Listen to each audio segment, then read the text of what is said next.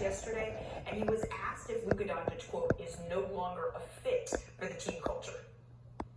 No, listen, one thing about me, I'm not going to talk bad about any players. Like, that's not going to do, us or me any good. I just say there's levels to it.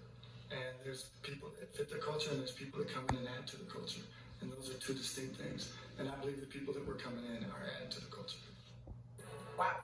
I mean, I'm a huge fan of the deal. Of course, he impacts winning in the culture, but I think Dallas fans are going to need more of an explanation. They're still reeling. This was the front page here of the Dallas Morning News today.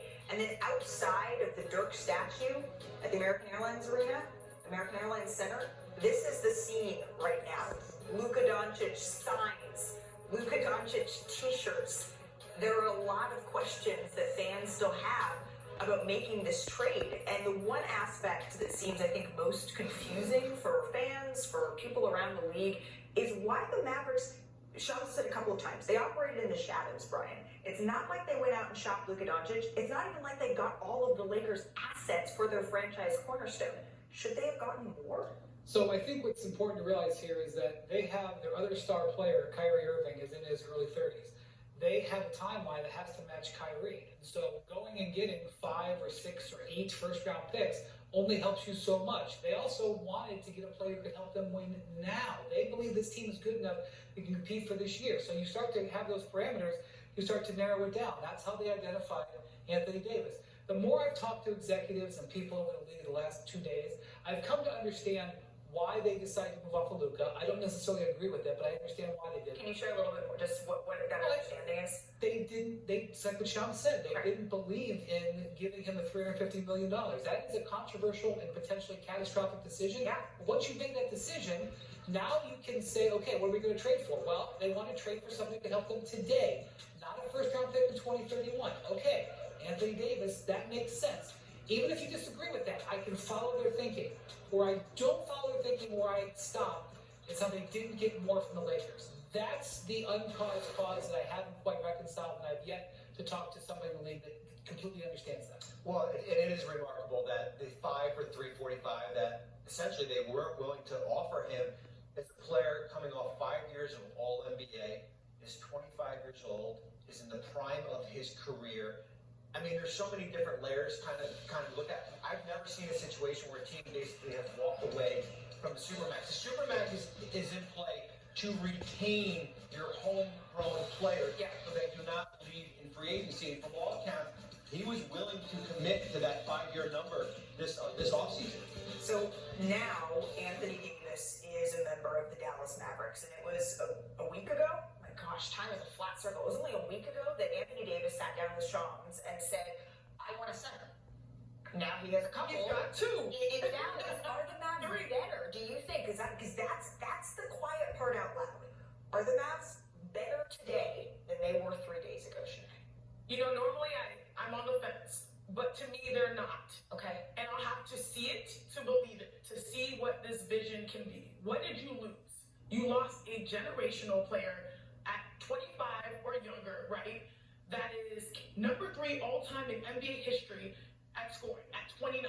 That's what you lost. Someone you could just throw the ball to and say offense is taken care of. Now, I wish I believed in something the way that Nico and the Mavericks believed in this trade. Okay. But there is some meat on the bone because they do feel like they have championship level defense. And what do I mean by that? Before Anthony Davis came in, they're the number 1 defense at rim protection. People aren't talking about Max Christie, who's going to help them out defensively on top of that. And when I say AD, this guy, 5-time all-defensive, 3-time blocks leader in the NBA. Their defense is certified. The biggest if that comes to Dallas is if the offense will come together. Yeah. Are you buying Kyrie and AD being better than a Luca Doncic offensive production? And there are some tentacles that show that it's good. Like, they're both top 10 in pick and rolls. You can believe in that to some extent, but it's hard to really wrap your head around losing someone that I said Luca Doncic has one of the greatest gravitational pulls in the NBA. I mean, the passing, We have some deficiencies. Yes. The last 2 years, most blow-bys, 44.7% of the time. But this is a very huge gamble that you hope maybe,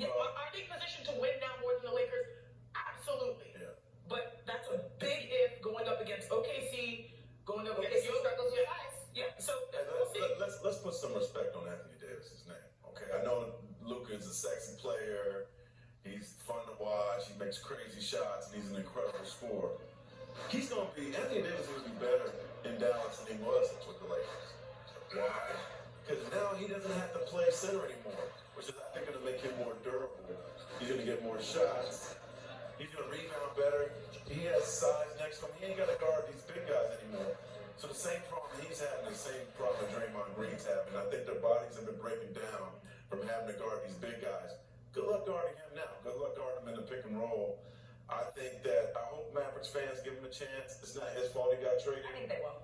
But I think he's going to be outstanding for them. The most valuable thing you can have in basketball, especially in the NBA, is a player who can take a team that is lesser than in a playoff series and rise them up.